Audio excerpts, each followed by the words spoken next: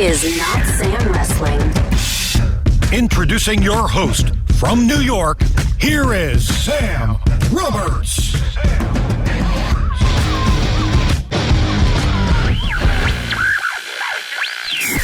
Well, here to break down night 2 of WrestleMania is somebody that I've known forever. We both started trying to figure out navigating the broadcast world while being crazy wrestling-obsessed human beings many, many years ago. Before, I feel like now it's a little bit more in trend, but when you and I were first in that world, it was kind of like us and Peter Rosenberg, and that was it. But finally, long awaited. I can't believe we haven't done this before. And we should be doing it more often. But Arda Ocal, maybe you know him, former WWE announced team member, one of the guys that I think really kicked off what the digital space in WWE looks like, one of the first hosts that really took ownership of that, and now you're at ESPN, not only covering sports and everything, but doing a bunch of wrestling coverage over WrestleMania. Welcome, Arda. It's good to see you.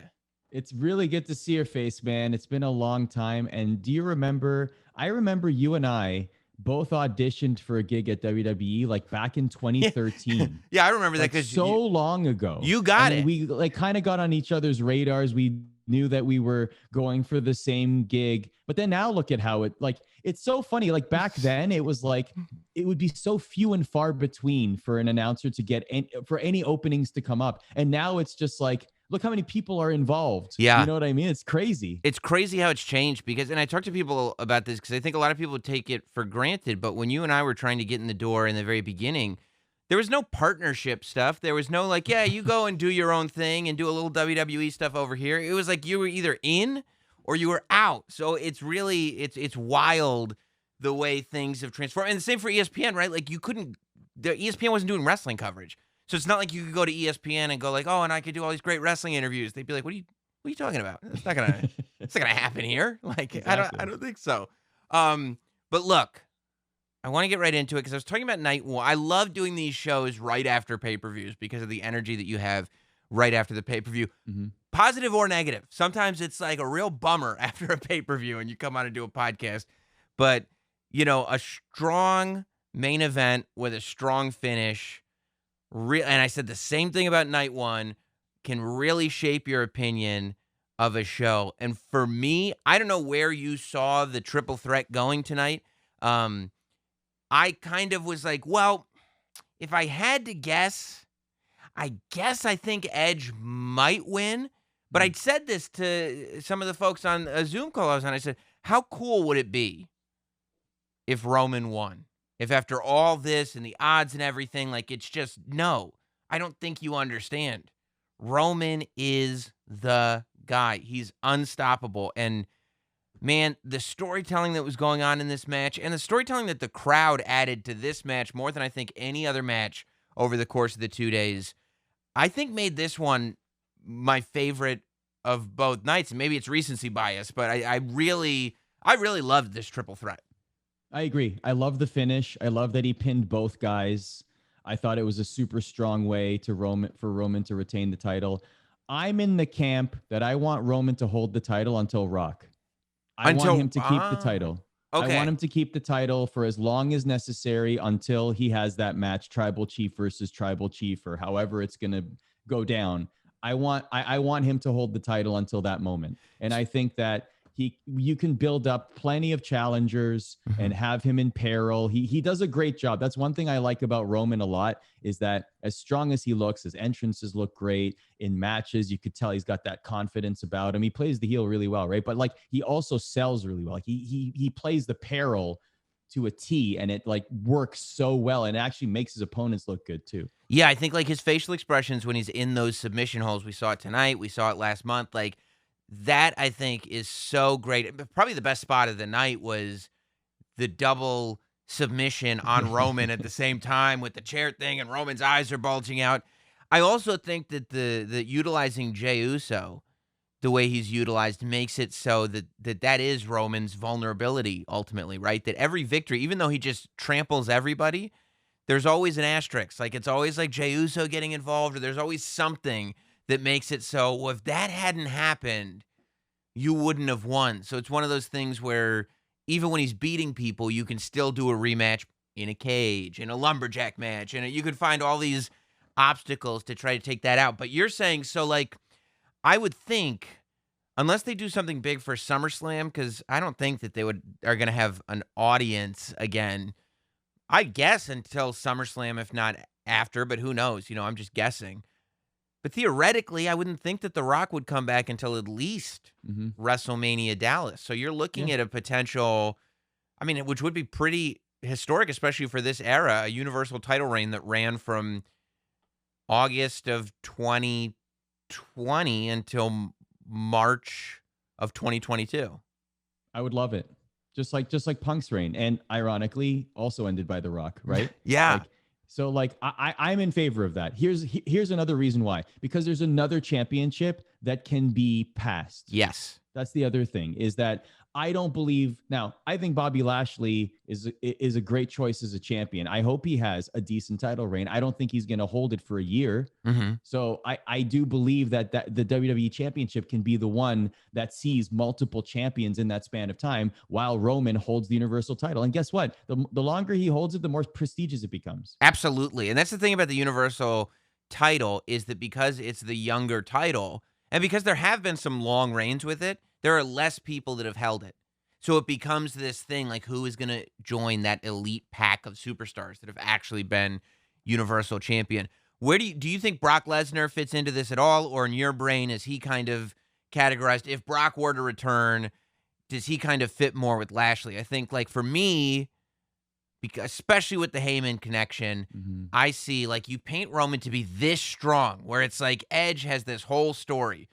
And not only does he kind of beat Edge, he really beats Edge, and he really beats Daniel Bryan, and he does it at the same time. And he was trash talking him after the match, which was just beautiful. But to me, I feel like when I see that kind of domination over, literally two of the top superstars of all time, and you're going, nobody can beat this guy, I feel like Brock's name is one of the first ones that pops into my head. That would be terrific also, right? The Paul Heyman connection. Who does Paul pick? He looks both sides. It's like the smarmy advocate / counsel now has to make a choice, right? Yeah. So that's a cool storyline too. And Paul would play it to a T. We both know that. And if there was ever a situation for a title to change hands, that would probably be a good one. But then again, I wouldn't mind Roman edging it out against Brock too. I wouldn't mind him retaining against Brock, and Brock, if he comes back, great. And then have him have other marquee matches that no matter what he does in WWE, it's going to be big anyway. Right. He doesn't need the title. That's the thing. He doesn't need the title. In fact, a Roman victory over Brock would suit the company overall, in my opinion, way more than Brock beating Roman. And for what reason? Yeah, can you imagine, like, Paul Heyman kind of playing both sides of the fence, and he shows a little favoritism to Brock, and then Roman beats Brock, and he's like panicked because he's like, oh no, like I wasn't counting on this. I thought I was showing favoritism to Brock because I thought, now and you just beat him. And you're right. And you still could do Brock versus Bobby Lashley. You still, like, Brock, not only does Brock have so much credibility just because he's Brock, but the amount of credibility that he gained from beating the streak, I still think that people don't fully grasp how much that did for Brock, where Roman beating Brock gains Roman even more momentum, but Brock can afford it. It really wouldn't do anything to damage Brock ultimately. It's so funny. Like, people, for all the complaints that many people have about, oh, Brock's a part-timer and he always wins and he's always indestructible, but the wins and losses mean something with Brock. That's the thing. Like, there's very few people where the wins and losses truly mean something. And what I mean by that is it elevates the winner, right? You beat Brock Lesnar, you are instantly leveled up as a superstar. You suddenly become in that stratosphere, Yeah. You jump in status. Yeah, as frustrating as it was to see Kofi go down in 10 seconds to Brock Lesnar, it also made it so that, like, Drew McIntyre, what brought Drew McIntyre to WrestleMania last year was not winning the Royal Rumble.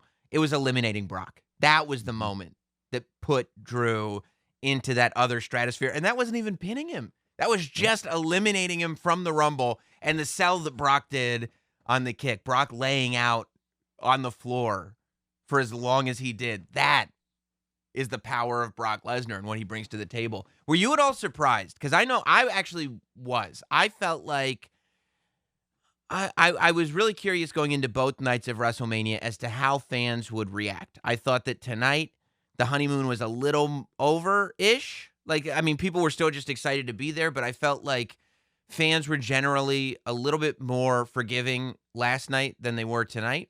You know, more booze and scattered stuff like that because things were getting more comfortable. But what I was really curious about is to whether they would react to characters the way they'd been portrayed on television for the last year, because we haven't heard it and WWE hasn't heard it. Like, there's been no way to do it. And for the most part, I think they did. I thought it was Roman. You know, Roman, I've always felt like he gets yabooed, where like, and John Cena did it too, where the minute you hear his music, you start cheering out of instinct because you're so happy to see this big star, but then you remember you're supposed to be booing him.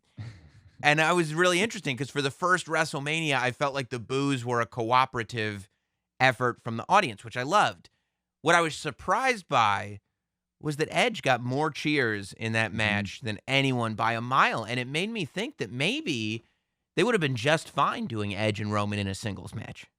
I wondered why they made it a triple threat match. Now, Edge did explain, not to cheap plug here, Sam, but I had a chance to talk to him beforehand, and he mentioned how it was such a cool, like, behind the curtain storyline of all three of them having this, like, you know, big health challenges. Bryan Danielson and Adam Copeland having like career-ending injuries coming back from that, and then Roman Reigns beating leukemia twice in his life, including recently. So like that sort of thing for the three of them to share a ring in the main event of WrestleMania is a really cool thing. But yeah, from a storyline perspective, what I wonder though is, did they think of this finish at that moment? Because if they did, then I think that the right choice was made. Because I think that if what Vince McMahon says is true, they will only remember the finish, right? When people reference the whole AEW thing. I do believe that this finish was the strongest possible finish for Roman Reigns to look the strongest. No singles match could have accomplished what, even if you beat someone in a minute or whatever. This was, to me, the strongest visual for Roman Reigns at WrestleMania. Yeah. Having both of those guys, and literally two guys that have had some of the best WrestleMania matches of all time. You're talking about Daniel Bryan, who literally changed the industry with his WrestleMania win 7 years ago, and now he's under a pile of people being pinned by Roman Reigns. Yeah, I thought that was great. I'm really interested to see. I think Bryan will be fine because Bryan he's like, I mean, you know, he's not Brock. But in this other weird way, like, Bryan can lose to everybody and still be Daniel Bryan, right? He's earned that respect and that level of credibility. So I think that Bryan will be able to do whatever they want to do with Daniel Bryan after this. I'm very interested to see in what happens with Edge going forward. And does he present himself with a little bit more humility, you know, in his next story, and say like a loss is a loss? Does he continue on this sort of heelish route of coming up with excuses? I don't know. I thought that Drew was going to win the title night one, and the next opponent was going to be Edge. I thought that they were going to do a switch. I thought that would have been perfect because that would have been a great series of matches, but it also gives Drew somebody substantial to defend, to challenge for the championship. Now, obviously that didn't happen, but I wonder, do you think Edge, like, I don't know. I get it would take a pretty big moment or something substantial for Edge to turn heel, like to actually be legitimately heel. Like, you should hate me, not like, you know, like shed the legend status. Because like he's been so revered for so many years, and like maybe this is the end of that comeback story chapter at this WrestleMania. And now I'm pissed. I didn't come back here to just, you know, have my farewell tour. I came here to win. Yeah. And maybe that's what it is, but there needs to be something that triggers that, and I'm not sure what that is yet. I mean, it could be one of these things. So I thought, like, Bryan and Edge both had moments in this match where they kind of stopped being polite, right? Like they started getting this brutality where Bryan specifically, and he said it, he vocalized it in the ring. Oh, your neck is bad, huh? You got a bad neck? And he started stomping the neck. And then Edge went for Daniel Bryan's head with the chairs and everything. And so maybe that's what's next. Maybe Edge blames Daniel Bryan for ruining this. Maybe he doesn't even look at, because it's like you can't. I'm not interested, to tell you the truth. I guess I would be, right? It's Edge, it's Bryan. Like I could get interested, but right now I am not leaving WrestleMania going, well, I'd love to see a singles match, Daniel Bryan and Edge, because Roman beat both of them. Yeah. So I don't need a singles match with either of those two and Roman Reigns. But I am interested maybe in Edge or Bryan. It could work with either one of them, kind of turning more heelish and blaming the other one for both of their losses. And then that goes towards the next pay-per-view. And we do have, I think, 5 weeks until Backlash. So that's a pretty WrestleMania Backlash. So. Right. No, because I got we confused. added WrestleMania to the name. That's right, because there was WrestleMania SmackDown, and then there was WrestleMania Saturday and WrestleMania Sunday, and then in 5 weeks it'll be WrestleMania Backlash. That's right. I gotcha. And then in a few months from now it'll be WrestleMania SummerSlam. Right, and then the Thanksgiving tradition. WrestleMania series and the WrestleMania Rumble, and on and on and on we go. Yeah. Perfect. That's what the W stands for. It's World WrestleMania Entertainment. Correct. Yeah, Exactly. yeah, that's what I thought. But yeah, I could see over the course of 5 weeks, maybe building to an Edge Daniel Bryan match. I could be very interested in that. The other thing I like about that is that, like, okay, let's be honest. WrestleMania Backlash, for all that we've been laughing about it, is going to be a lot of rematches, right? Like, we're going to have a ton of rematches from WrestleMania on this card. Very likely, spoiler alert, probably a few, right? I would think so. This gives them an out. This gives them an out, though. So now you can have Edge versus Daniel Bryan. Roman Reigns moves on. And Roman Reigns has the out storyline-wise. He can say, I pinned you both literally at the same time in the ring. I don't need to face either of you again. I'm going to move on. And then leave Edge and Daniel Bryan to have an amazing match, which they're going to have, and have a dispute. You cost me this. No, you cost me this. Yeah. Right? Yeah. So actually, that would work really well. And everyone would want to see that match anyway. Yeah, it's kind of interesting. Going into WrestleMania, I would have said, have Edge go heel and blame Bryan.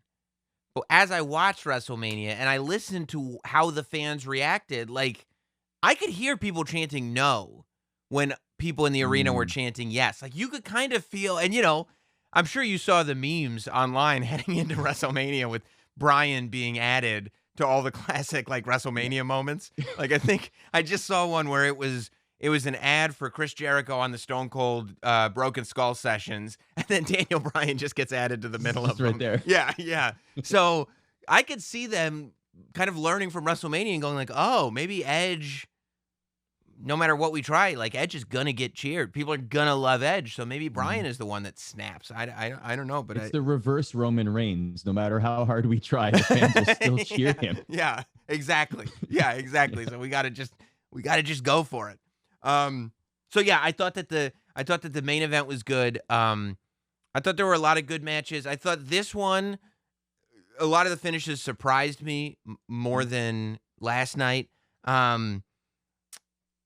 I'll tell you what I was not, another thing that the fans spoke for that I think maybe WWE didn't see coming is, did you hear the boos when the Bellas threw Bayley down that ramp? Yeah. Yes. I think the WWE thought that was going to be a feel-good moment, and the fans were like, "No, I don't. We've been loving Bayley for the last year. She's an MVP of everything we've been seeing, and we don't like that." So there are you and I both know this. There are and look, I'm taking nothing away from the Bella twins. Of course. Their contributions speak for themselves. Worthwhile Hall of Famers, worthy Hall of Famers. Yes. What I will say is my guess on the WWE Universe's reaction in that moment is there are some cases where legends are used and it is welcomed. There are other cases where legends are used and it is not welcome. And I believe the WWE Universe said, this one doesn't sit well with us. We don't like this. This just looks like a gratuitous use of a legend in order to get one up on someone we've been cheering for a very long time and think the character is great. And no, thank you. Yeah. That's what it felt like to me. Yeah, I felt that too. And I think that the audience is almost going, we'll boo Bailey if she's a bad guy, but only if there's a good reason to. Like, we're not here to see Bailey get humiliated. We're not here to see Bailey, not be put on a pedestal. We'll boo her on a pedestal so we can cheer for somebody else, but not for this. Let's go back to the beginning of the show. Okay. We had the first match. I was very surprised. What was up with that finish? The Orton Fiend finish. Yeah. Yeah. And that was another moment where it was like, I didn't get it. I'm like, what? Yeah. Okay. Yeah. I mean, I guess we'll have to wait for WrestleMania Backlash to get to the Yes, we would. the bottom of what happened. So I was digging it at first. I liked it. I like all the Fiend stuff. I'm a big horror movie guy. So like, I like the idea. As soon as he got burned alive, people were like, well, what are they going to do? And I'm like, have you never seen any Friday the 13th movies? Yeah, like, exactly. He comes back as a zombie. Of course. And he did. And I was like, this is great. And then Alexa and the giant Jack in the Box. And I'm like, no, I like this. I'm here for this. This is cool. I'm good with it.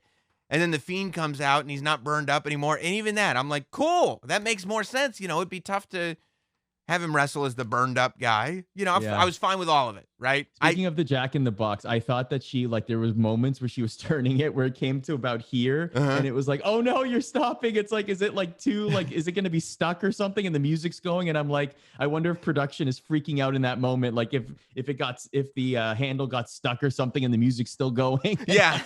Oh man, that would be, I could just imagine what production's thinking right now. Yeah, trying to keep it going with the music at the same time, and if and you just pop them up. I don't know, pop them up. But you just gotta, Yeah, look, I mean, they don't have a lot. Look, we're using a giant Jack in the Box, and we're on live TV. We don't. Who's got experience with giant human-sized Jack in the Boxes? It's tough. Exactly. It's tough to pull off. Looked good though. It looked good. It looked good. The entrance was cool. Like Alexa Bliss is great. Awesome. Alexa Bliss has been great. I don't love the red light. I like what it looks like with the lights all the way on. I thought Randy had cool white gear. I like the Fiend's mask looks cool. I prefer it without the red light, but I mean, I get it. It's not like a huge issue for me, but that's just my personal preference. We can agree that this match was way better than their other WrestleMania match though, right? With the, what was it, like the worms on the mat and whatever. Yeah. It was. Yeah. Yeah. I remember seeing that match with the worms on the canvas going, and I was in the stadium for it, and I was like, when I happened to be watching that match, I was like somewhere, up, and so I was looking down on it, and it looked cool, and I was like, oh, that's cool, and then I thought to myself, is that going to translate on television? And then I got the answer very quickly was no, no, no, it's not gonna. And then like, why would he be scared? It's clearly. I mean, it's clearly a projection. Like, it's not. Oh, no. Yes, exactly. But yeah, so no. Actually, here's a funny story about that. Yeah. So night one, the final spot, the Bianca Belair, Sasha Banks, right? Yeah. So I was actually so I worked that night. I actually did not have the sound on. So when I saw that spot, I didn't hear the crack of the whip, like the impact of the, right? Yeah. So when I saw it, I was like, wait a second. Is that supposed to hurt? Like, right? Like you thought it was like at it like without any sound, and I'm like, wait a minute, I don't understand this at all. Yeah, why are you selling the hair? Like, right, yeah, what? Really? That's the finish? But then I saw it on social media and I heard the crack, and I was like, oh, okay, I get it now. Right, and then you see like the scar that's left behind, and you're like, oh, yes. Okay, I didn't see the scar, I didn't hear the sound. I was like, okay, now I get it. That is funny, and that's like one of those moments too that you tweet, because everybody's got to tweet right away. You're like, what was that finish? And you haven't heard it. You're like, everybody's like, Arda, what are you talking about? It was great. Yeah, exactly. Like, good thing I didn't. They'd be like, what are you? You're a moron. You're an idiot. Like, sorry guys, didn't have the sound on. But yeah. So I thought the match up until the end was good. I was really happy with it. I was happy for Bray. I was happy for Randy. I thought the whole thing was good. I liked, Alexa showing up and black stuff coming from her thing and everything. I think Alexa's been awesome this whole time. I think she's just so good at this stuff. Agreed. But it was a little, I think you can do stuff like this, especially when people expect it. Like, you were expecting theatrical stuff in The Fiend versus Randy Orton. You weren't expecting an Iron Man match, right? So you can get away with stuff like this. But I think what you can't get away with is people just leaving going like, what? You know, like there has to be, maybe if Alexa had looked at Randy, so you're saying, is Alexa on Randy's side now? Is it like the fact that there was like, you can't even start to speculate about the reason that Alexa would have distracted the Fiend and why did that RKO hurt so much all of a sudden, and then Right. they disappeared, but the Jack in the Box was still there. So who's getting that Jack in the Box? You know, like It's just there. Yeah, there I guess were we can take it away now. there were Like, two. but yeah, like I don't know. I mean, to me, if WrestleMania was not in front of a crowd, that would have been a cinematic match, probably. I would have guessed. Yeah. And honestly, maybe it would have been better suited as a cinematic match, but also you would never take away the moment of actually wrestling in front of a crowd for the first time in over a year for any competitor, right? So Yeah. right call, but you're right. Like it's And even okay, for the so now fans, what? like, imagine Yeah. going like, oh, it's the first time in a year, and they're like, okay, but one of the matches you'll just watch on a screen, and you're like, I've been watching matches on screens for a year. That's not what I'm here to do. We don't need another one when you do it to us. Exactly. Yeah. So I'm Exactly. very much in favor of it not being a cinematic match, but yeah, like, I just need a beginning of the question being answered, just a jump off point, just something Sure. that I can go with, not just like leaving going, what? Huh? Can I ask you something? Yeah. Now that crowds are back, how many cinematic matches do you want to see? You know, I mean, that's a great question because pre-COVID, most of the cinematic stuff that has been done is not. I don't sit back and look. The only great cinematic matches.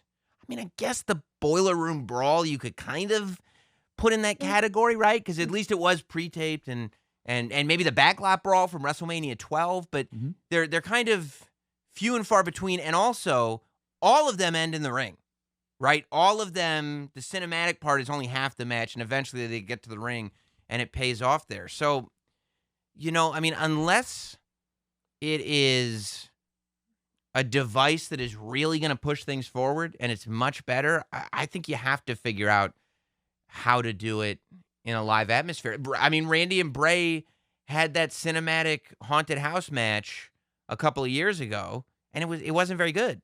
You know, it wasn't good, and it was not satisfying to the audience either. So, you know, I think the theatrical stuff and the cinematic stuff, you have to be careful of, because an audience will not allow you to have a dramatic pause that they are not feeling. Like, you probably wanted that to be a very dramatic, hushed, mysterious silence, but the audience was like, no, like, that's not, what? This isn't mysterious. This is just confusing, right? Yes. So, yeah, I mean, exactly. yeah, Confusing is bad. I agree. Yeah. I mean, I'm okay with it sprinkled in. I maybe like for special moments, But not so much kinda on kinda like a WrestleMania. gimmick match. Not so Like, much on I- WrestleMania, though. Yes, agreed. Yeah. Like give me like maybe one a year, Mhm. like something significant. And also you're right, like something where fans will stomach sitting and watching it. So we probably have to wait a year because we got to let the whole honeymoon phase of being back at shows. I guess maybe between night 1 and night 2, maybe it's going to be sooner than we think. But like to get to that point where we're like, okay, we're back to normal. We feel like, we've been to a bunch of shows now. If we get a cinematic match, it feels like a different kind of flavor. Yeah. As opposed to, hey, we've been watching on TV for the last year. Give us more live matches. And maybe Totally agree. I feel like as far as technology has come in the last year in terms of people having to innovate because of circumstances, maybe there's some kind of in-arena experience you can create that makes it so that it's a little more palatable to sit there. So you're not just looking at a screen. Maybe there's some kind of lighting experience or effects or something that you can do in the arena just to keep people's attention so that when you come out of that cinematic match, you don't have a bunch of people that look like they just got out of a movie theater. Yeah. You know? Worms on the canvas. Yeah. Worms on the canvas is clearly the way to go. Theme. Do we got an idea for you? Yeah. Exactly. My Lord. So we had 3 title changes, and 2 One was very surprising. One was, I wouldn't say surprising, but I guess unexpected. And one I expected. We'll start with the expected, I guess. I think for me, Rhea Ripley, not only I expected her to win, but I think it's very interesting that they're not treating this like we're coronating there's a coronation for a new babyface champion. I think that they're not fully setting Rhea up to be a heel necessarily, but it seems like it could very easily go in that direction. Like it feels like they're setting her up to be kind of a badass, almost annoyingly dominant women's champion on Raw. And I think that this is I think that this is the mountain that Becky Lynch needs to conquer. I hope Becky's coming back very soon. I would like her to be back very soon. And I do think that Rhea Ripley is a really good choice for being a mountain that Becky has to climb to take her seat back. Yeah. She would be a great first major program upon her return. I agree. I do believe so. Rhea Ripley's had two straight WrestleManias of excellent matches. I agree. Yeah. And she is, to me, if she was in the main event next year, like if we have a similar situation where there's like the most featured match in the women's division, if she is a part of it, I wouldn't be surprised. Yeah, I would agree. Whether she's in the triple threat position, whether she gets a title match or a title shot, or if it's going to be, let's say, Becky and Bianca or something like that, I understand that too. So like that could totally be the case. But if Rhea is interjected somehow, or if she has, 1A, 1B kind of situation, I would not at all be surprised. And if it was a similar two-night, I doubt it will be, but if it was a similar two-night next year and Rhea headline night one, I wouldn't be surprised. Yeah, I wouldn't. She's gotten to that point to me. I agree. I mean, there was nothing unnatural to me about her winning the championship from Asuka tonight, which is insane because she's literally been on the main roster for 2 weeks, right? Like people forget that because we've been waiting for so long and we've been so aware of her and we've watched her in NXT and we saw her last year at WrestleMania and she's been in the Royal Rumble and the vignettes have played and everything. But realistically, 2 or 3 weeks ago, she showed up on Raw and challenged Asuka without having a match. And here we are at WrestleMania, and you're like, yeah, I kind of expected Rhea Ripley to win the championship. And you're like, if you're doing that 2 weeks into being on the main roster, it's going to be a wild ride. No cap. Yeah. 100%. Yeah. 100%. And by the way, that DDT to the floor could have been way worse. Oh, that scared me. When I first saw that, I was like, oh no. Yeah. And then I saw the replay. I was like, wow, well done. Yeah. That could have been really bad. Yeah, that scared me. You had Sheamus beating Riddle, which that's my one that I guess I was unexpected. I would have picked Riddle, but that might just be my preference. I really like Matt Riddle. I know that some people think it's annoying. I don't mind the silly stoner stuff that he does backstage. It doesn't bother me at all. I think that it adds a little bit of personality. It adds a little bit of entertainment, and even if you don't like it, it still allows him to have more time in the ring. And I mean, if you don't like Matt Riddle in the ring, I don't know what to tell you. I don't know what you're watching for at that point. Sure. But I want to know how many teeth he has left in his mouth after that broke kick. That's what I was going to say. Like, as much as I wanted Matt Riddle to win, I feel like if I had my own promotion, I'd make him champion of the world. There is no way I can be mad at how perfectly timed that brogue kick was. And then just the visual of Riddle getting up and just blood all over his mouth because Sheamus just legit kicked his face off. It was exactly what the match should have been. Beautiful. Yeah. And don't forget, before that too, like Sheamus was gonna try to do his what is his move called where he has him like this and when he went and he went to the top rope and he was trying to but good for him, he kept it safe. He didn't get his footing, so he just jumped off and did it on the mat. But like that, they lost the WrestleMania highlight, so to speak, there. But then they totally got it back with the finish, which was amazing. Yeah, it really did show you Sheamus's ability and his experience and his brain that he's using when he's in the ring. The fact that He didn't like stumble around and clearly make it look fake and try to get back on the rope. He just did the move. And then to me, it looked like he just decided like, okay, I'm just going to climb up to the top rope and like stomp him or knee him or whatever he did off the top rope right after that. But I feel like that was a make good just so you have something to get the match back on pace. I thought that was really, really well done by Sheamus. And yeah, like you said, having that moment in the finish. By the finish, you weren't sitting there going like, yeah, but remember that other movie didn't get it? No. Nope, not at all. Yeah. Hey, I will say this about this match, Sam. Yeah. I wouldn't be surprised if we saw this again at WrestleMania Backlash. Well, we saw it at WrestleMania. We could see it again at WrestleMania Backlash. Yeah. Yeah, I'd say I could indeed. I think that's right. Another match that we could see, that this one was surprising to me. I would imagine that Big E at WrestleMania Backlash will try to get his Intercontinental Championship back. There is something very old school wrestling to me that I love about the fact that we're all pretending we don't know who Dabba-Kato from Raw Underground is. Like I literally it was a few months ago. I definitely know who he is. I mean, he does have a new jacket. But yeah, this shocked me. In my head, I was like, okay, I would like to see Apollo have some time as champion. I would like to see Apollo build up. I'm a huge Apollo Crews fan. And I actually like the Nigerian gimmick that he's doing. I feel like, I think that there's a level of authenticity to it that I think is necessary to pull something like this off, that he is pulling off. And I think it's added to him. It's added interest. Like, I care when he comes out. I care when he has a microphone. I care when he has a match. Like, I care about the stories that he's telling. So I think that that's a real positive thing. But I kind of thought that at Fastlane, Apollo Crews was going to win the Intercontinental Championship and that WrestleMania would be about Big E getting the title back. But they kind of flipped it and they reversed it, and they've added this mysterious giant general to Apollo Crews' growing stable. So, speaking of the giant general, someone definitely was watching Coming to America 2 while booking this. Number one.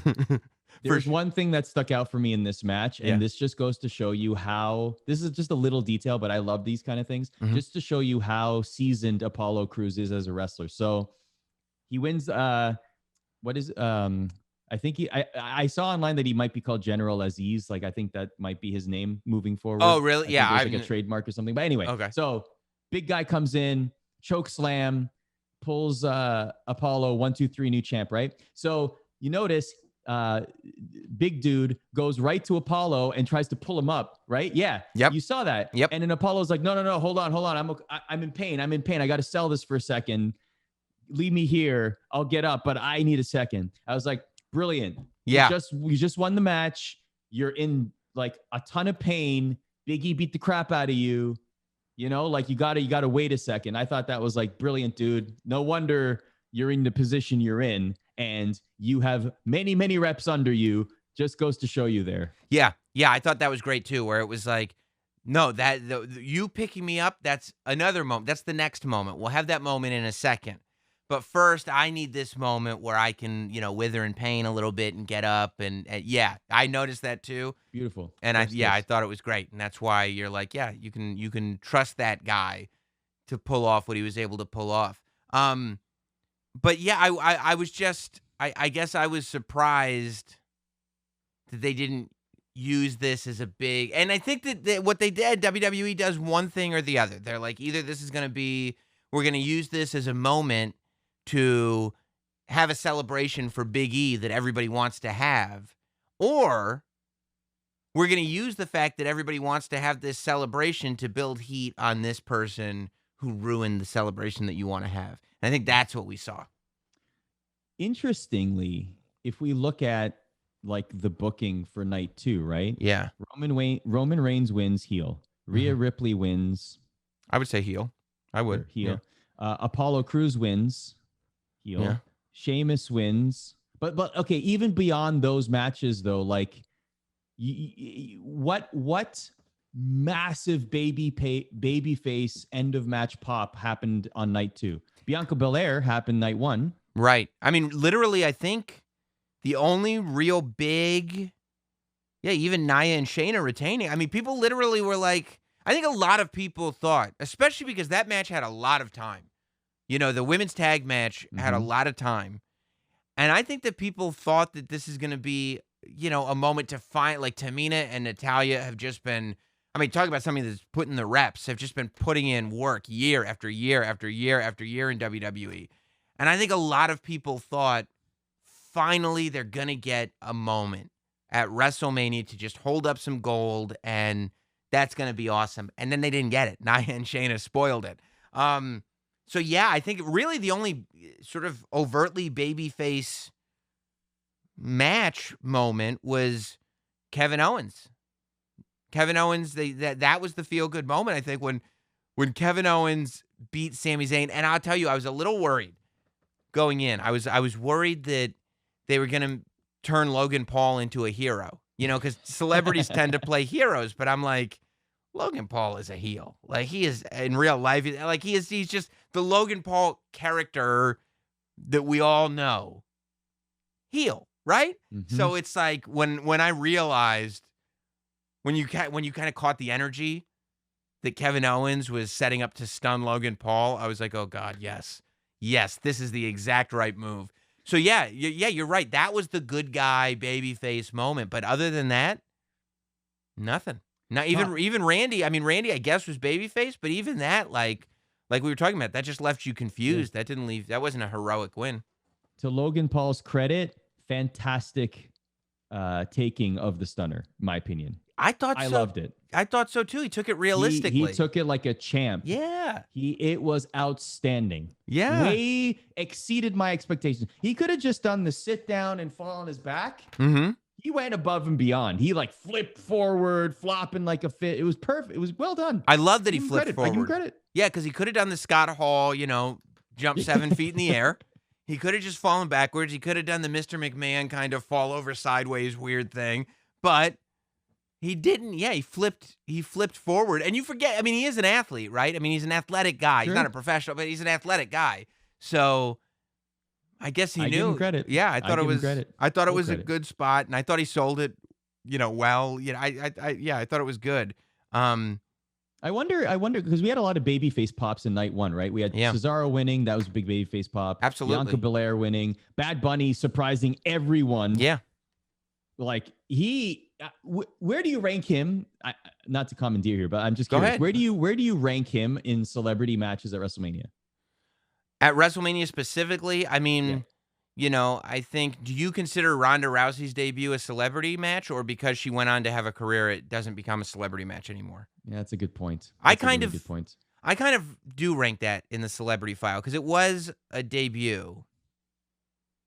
So I think for the sake of this conversation, I would put Ronda's first match, not her second match. But okay, I would put, because if Bad, who knows, maybe Bad Bunny will wrestle a whole bunch more matches. He looks like he could.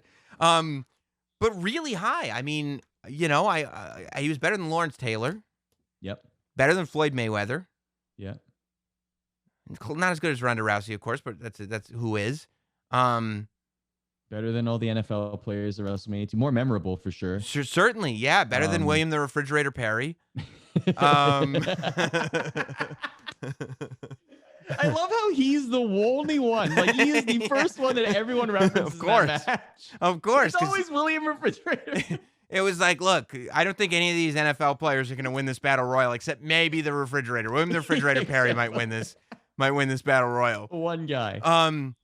High. So the top 3 probably. Maybe second. Ronda, maybe top 2. Yeah, I thought. Yeah, he was incredible. Yeah, especially, and the stakes have been raised when you have in one 365-day period, Pat McAfee shocking the world on NXT and Bad Bunny shocking the world at WrestleMania. It's like, if any of these celebrities want to get involved in a match, that's where the standard is now.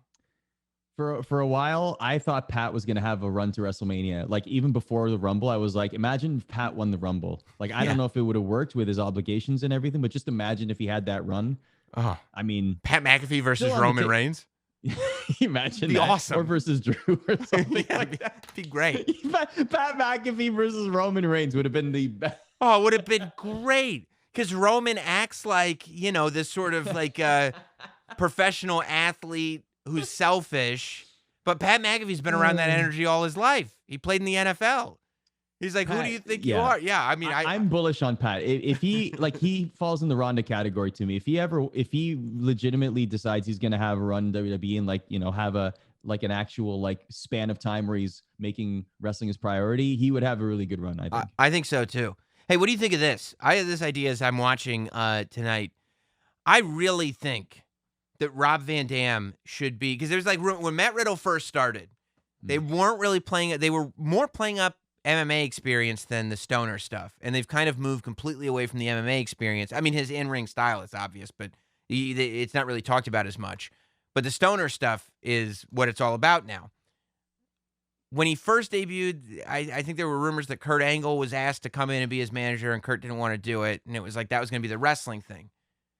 I think Rob Van Dam should be Matt Riddle's full-time manager, like the old stoner and the new stoner. I think if you had an act where it was Rob Van Dam and Matt Riddle together, where it was kind of like, that's the next evolution to me, like Matt Riddle with all his cheesy jokes and his bad business ideas and all the annoying stuff, but have Rob Van Dam be the only guy who gets it. I don't know what these guys' problems were. I thought that was a great idea, Matt. I thought that was terrific. I would love RVD to come back and be Riddle's full-time manager.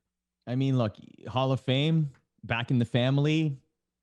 You could totally see that happening, right? And actually, they would be a great pairing, I think. I think that their personalities would vibe. Yeah. And they would create some fun segments. So yeah, I think it'd be really, really good.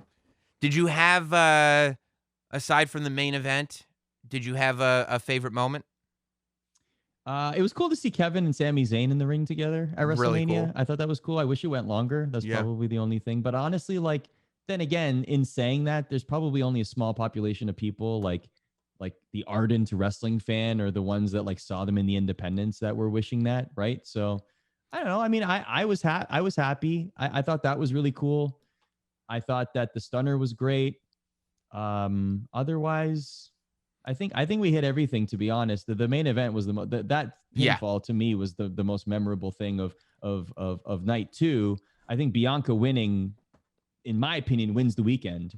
Yeah, I think that's the ones. If you ask me, only one takeaway from this WrestleMania, it's Bianca winning the championship. I think that was super, very well done. Match was fantastic. And then did you see the video? Someone posted a video as Bianca was celebrating, and then Sasha was on the outside of the ring. Yeah. Did you see that video Yes, where she's did. On the guardrail and she's beaming? Yeah. I was that's what it's all about. That's cool. I love seeing that. And you could tell how much it meant for both of them, right? Yeah, absolutely. Yeah, I did see that, and I thought it was awesome. That is and yeah, it's amazing that you have two nights of WrestleMania, both with classic WrestleMania main events. Like the Sasha Bianca match and this triple threat match are just two classic WrestleMania main events. I left feeling and it's tough to do, I guess, business wise, because it's tough to actually sell out two stadiums worth. You have to keep in mind that if you're going to do two nights of WrestleMania, let's say in Dallas next year, hopefully, I would hope that we'll be able to have full stadiums a year from now, right? So Dallas, we know when you do WrestleMania there, you fit 100,000 people in there, which means if you want to do two nights of WrestleMania in Dallas, you have to figure out a WrestleMania that sells 200,000 tickets. And that's not with one match.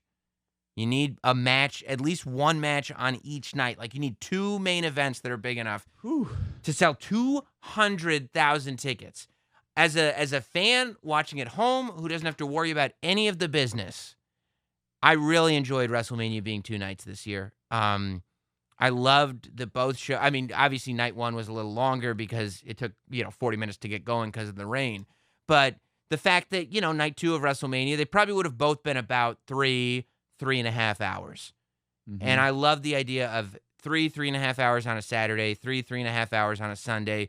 You end up fitting more stuff in there. You can showcase a little bit more of the roster, I think, when you do it that way without exhausting the audience. I love a 2-night WrestleMania.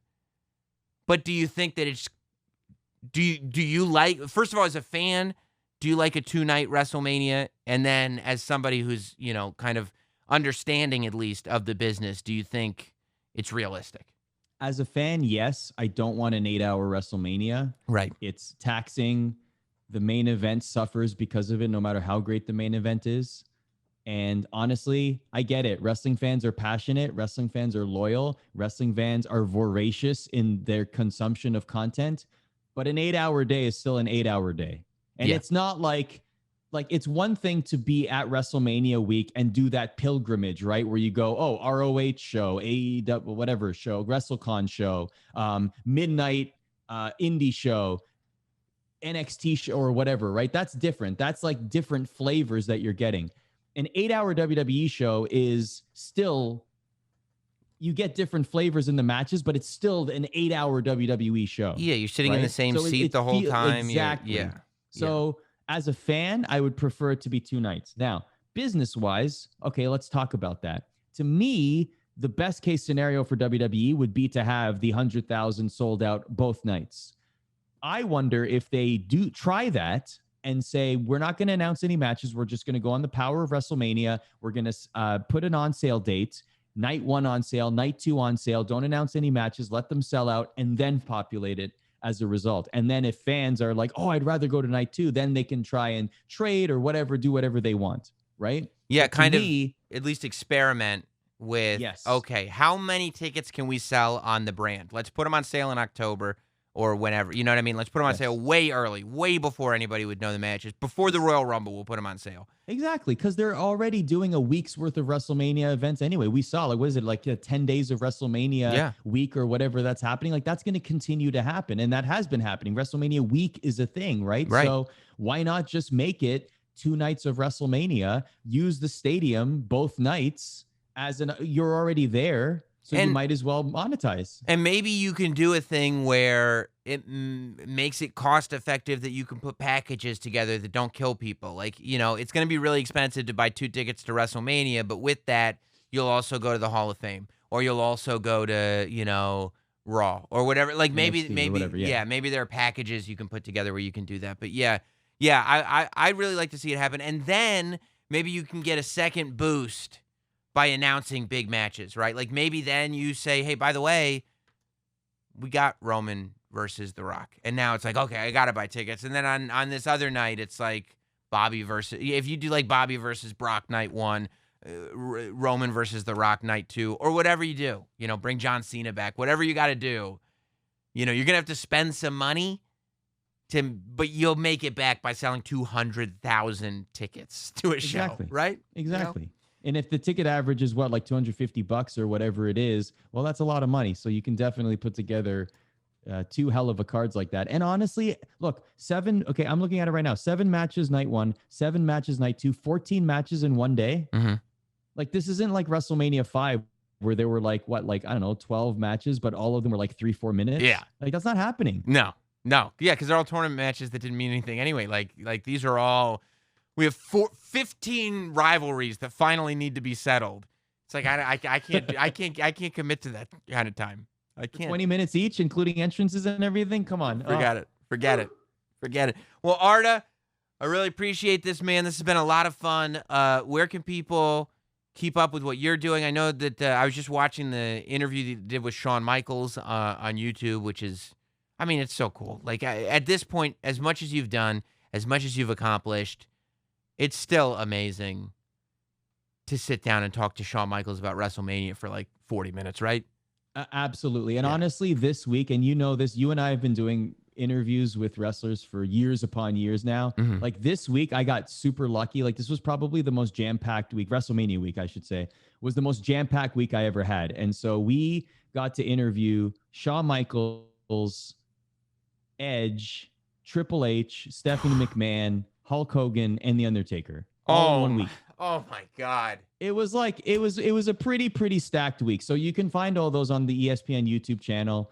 Follow me on Twitter at Arda. I tweeted a whole bunch of things, but it was cool because it was a lot of thoughtful, introspective answers, right? Like like when you and I interview people, like we like to ask things that aren't normally asked because we've heard a bunch of the stories before, like I've heard 100 times that Andre may not have wanted to lose at WrestleMania 3. Like we've heard that story 1,000 times, whether we believe it or not. You know what I mean? When Hogan starts to go into that story, you start panicking. Like, no, we can't do this interview again. Like, we can't. You're like, no, please, no. So let's cut that in post. Whatever. Anyway, so but yeah, no, it was a lot of great answers. Undertaker too. Like one thing that I loved was, because the UFC was this past weekend too. So I asked him, hey, there's a guy named Kevin Holland fighting. Kevin Holland loves to talk in the ring, like just have full on conversations with his opponents. Not about anything, just like, hey, how's your day? Or what are you gonna eat for dinner? Or like, hey man, I really respect you. Like he just likes to talk. So I want to ask Taker, like, is there a WWE equivalent of someone who's just chatty in the ring, not calling spots, but like just wants to pop you, or like, hey, where do you want to go for beers after this, kind of thing? And he had a really good answer for it. Apparently someone calls him Marcus. Oh, that's which awesome. I thought was hilarious. That's awesome. Yeah, I can't even imagine that. Like, it just made me laugh. Yeah. Marcus. That's so cool. Well, check out that interview and check out everything Arda does. And I appreciate you staying up with me, man, and talking WrestleMania. This has been fun. Appreciate you, Sam. Let's do it again. Definitely.